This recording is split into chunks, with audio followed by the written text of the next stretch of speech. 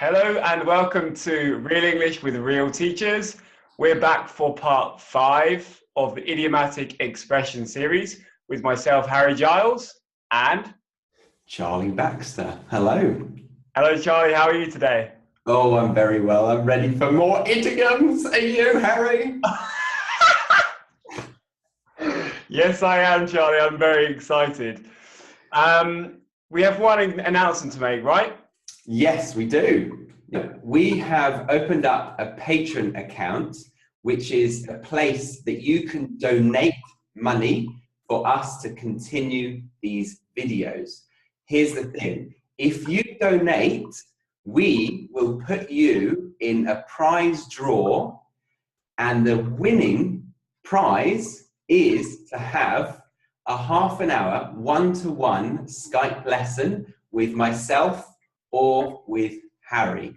And we will be revealing who won every week at the end of our videos. So stay tuned and please donate, and we will appreciate highly. Thank you.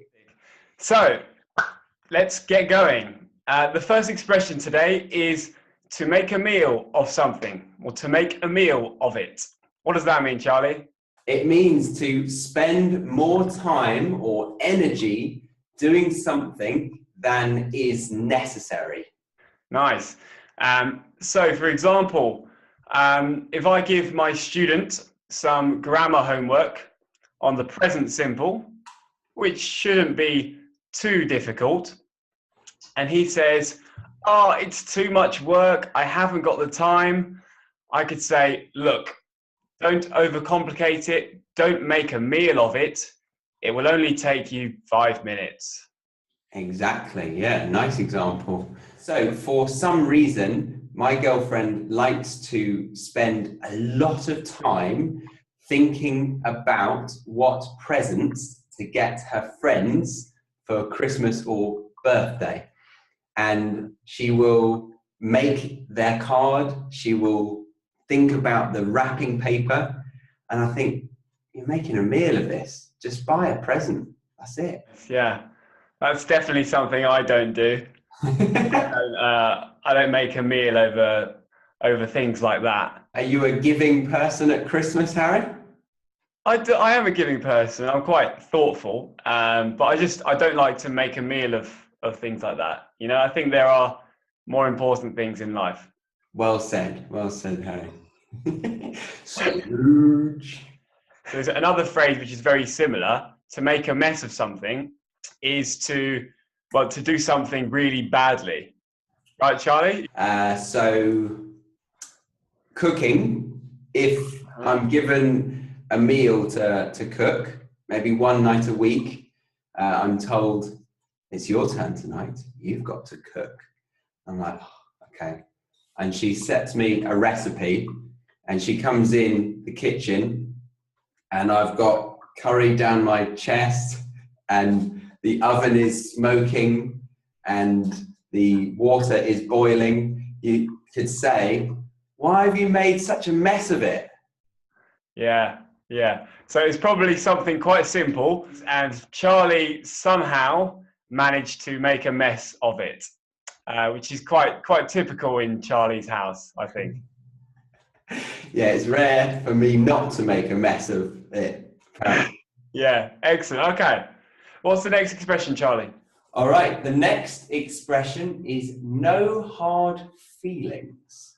No hard feelings. What is that, Harry? Okay.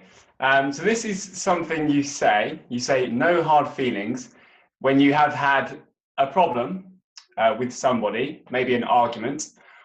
After that, you would say no hard feelings to make an agreement with the person not to be angry or to hold any bitterness towards the other person.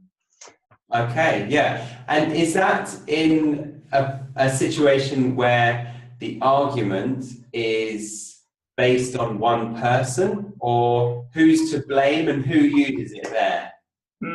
I would say it doesn't matter if one person was more in the wrong than the other person. I think it's when two people have argued so much, they don't want to argue anymore, and they want to call it quits, or they want to agree to stay friends and to not hold any resentment. An example I think of is remember that guy who punched me at university? I do. I remember him very well. Yeah. So I was punched by a guy in a nightclub, and it was stupid. He shouldn't have punched me. And I saw him 4 weeks later, and he came up to me in another club. He didn't punch me, and he spoke to me and he said sorry. And then I said, no hard feelings. Yeah, good example. He's like, thanks, man. No hard feelings. Yeah. So in that case, it was the person who did wrong wanted the other person to say, I don't have any resentment towards you. Yeah, exactly. Yeah. And because he apologized, I let my hard feelings go. Yeah. To let the hard feelings go, to leave them and no longer have them. Yeah, exactly. Have you had any times where you've said no hard feelings and you've had an argument or something like that? Yeah, I'm thinking of a time when I was leaving university to meet my friend in London, and when I got off the bus, he texted me saying, I'm not here. Right. And he said, it wasn't you, by the way, don't worry. Yeah, I can't remember that. Yeah.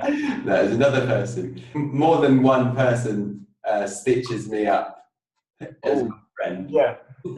I can imagine lots of people leave you, stranded. Thanks, man. It's quite tempting. So he texted me last minute saying, sorry, I cannot make it. And then I texted him annoyed. After a while, I said, no hard feelings, I understand. Yeah, I was the same as you with the guy who punched you. Yeah, the bastard who punched me. So the next expression today is to be on the cards. To be on the cards. Yeah, to be on the cards means that something is possible or likely to happen. For example, Harry? Charlie and Stacey have been together for quite a long time. I don't know this, but I would say marriage is on the cards for the future. Yeah, let's not get too excited, okay? But that is a good example. Another thing, more casually, you could say, if you want to go for a drink with someone, you might say, is there a beer on the cards tonight? Would you like a beer?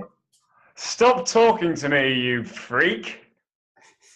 So, the last phrase of the day is over the moon. Over the moon. To be over the moon is to be incredibly happy, ecstatically happy about something.